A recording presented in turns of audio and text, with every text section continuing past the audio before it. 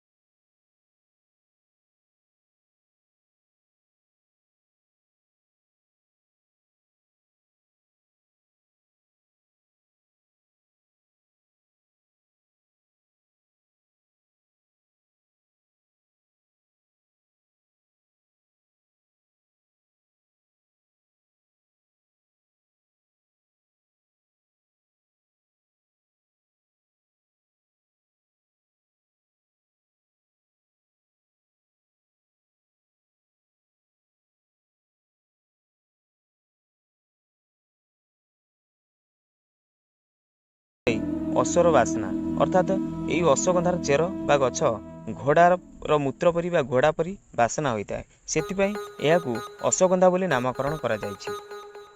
आसतु जानिबा ये अश्वगंधा खाइबा द्वारा आपण मानकर कौन कौन उपकार मिलता है।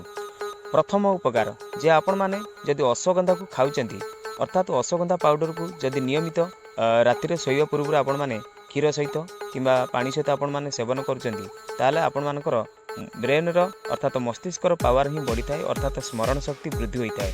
यह आपण मानकर छोट पिला ठारू वयस्क लोक पर्यंत समस्त क्षेत्र में यह आप्लाय करा जाय पारिबो।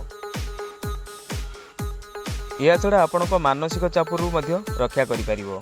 यदि आपण माने चिंतित रहउचंती कौनसी बारंबार कथार चिड़चिड़ापण लगुच अर्थात हठात रागी जाउचंती आपण माने निश्चित भाव में मन को शांत रखु अर्थात अश्वगंधार चूर्ण को नियमित आपण माने सेवन करंतु देखिए कि आपणकर भल निद भी हम आपण माने भल निदर मध्य सोई पारिबे। निद भल होगा द्वारा आपण को चिंता मुक्त हम आपण को थकापण मध्य दूर हो पारिबो। द्वितीय बेनिफिट कौन रही जे द्वितीय बेनिफिट होची अश्वगंधा यौन क्षमता को बढ़ाई थाए अर्थात यह जदि आपण माने उभय पुरुष एवं महिला माने यह नियमित भाव में सेवन करुँच क्षीर सहित सेवन करूँ कि पानी सहित सेवन करूँ देखिए निश्चित भाव में आपण मान पाखे एसबू समस्या निश्चित भाव में दूर हो पार शरीर में शक्ति बढ़ शरीर में रक्त वृद्धि हम एपरिक अद्भुत शक्ति आपण मैंने अनुभूत करें। तृतीयतः जो मैंने जिम जाउचंती किंबा कठिन परिश्रम करुचंती सेमानकर मांसपेशी दुर्बल होची किंबा मांसपेशी दरज होची सेमाने निश्चित भाव में अश्वगंधा पाउडर को सेवन करंतु शरीर में जदि ट्यूमर सृष्टि होता है या ट्यूमर को प्रतिहत करें अर्थात प्रतिरोधक करें। शरीर में जेको स्थान में अर्थात से रक्त हो कि मांसर हो जेको स्थान में जदि कैंसर होबार संभावना थाए कि कैंसर सेल सृष्टि होता है यह अश्वगंधा रोकी थाए। ये कैंसर सेल को धीरे धीरे नष्ट कर दे थाए। शरीर में बारंबार ठंडा लगी रही है इसनफुलिया लगी रही है काश सर्दी एपरिक आपण मानकर कफ समस्या रही है। नियमित जदि अश्वगंधा पाउडर को आपण माने सेवन करुँचे एसबू समस्या 100% मुक्ति हो पार। यदि आपण मैंने अश्वगंधा सेवन करुँचे आपण मान शरीर में कोलेस्ट्रॉल स्तर को नियंत्रण करें जहाँफल कि आपण मान शरीर मजबूत होता है आपण मान दुर्बल थकापण दूर होता है एपरिक आपण मान हार्ट सुस्थ रही है। या सहित अश्वगंधा नियमित सेवन करने द्वारा आपण मानकर चर्म रोग भल होता है चर्मर जेकोसी समस्या थे भी अश्वगंधा खाइले आपण मानकर ठीक हो शरीर तापण रोचे ताल आपण मैंने मोटापण को ठीक करने अश्वगंधा को आपण मैंने उषुम पानी खातु देखिए निश्चित भाव में आपण मानकर मोटा शरीर बालांस को पलि आसो।